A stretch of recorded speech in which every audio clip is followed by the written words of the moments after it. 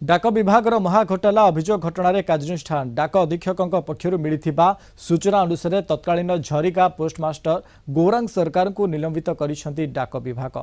अभियोग अनुसार जयपुर डाक डिविजन अधीन नवरंगपुर जिलार झरिका कोडिंगा डाबुगा 3 पोस्ट ऑफिस रे एनआरजीएस भली अनेक सरकारी सहायता राशि दुरुपयोग कर गरीबों टंका ठकी नहीं विभाग अधिकारी जनक। तेज बीजेडी अभियोग पर तदंत आरंभ करथिला डाक विभाग।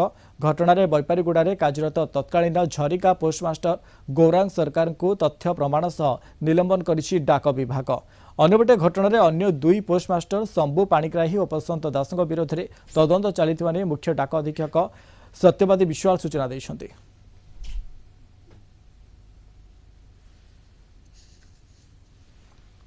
दी जन जड़े अच्छा अलरेडी इनक्वारी करने जेहतु से जितने दिन रही गोटे पासवर्क वेरिफिकेशन आम रही से पासवर्क टोटाल कंप्लीट होगा दरकार जना पड़ी वास्तव में आलिगेशन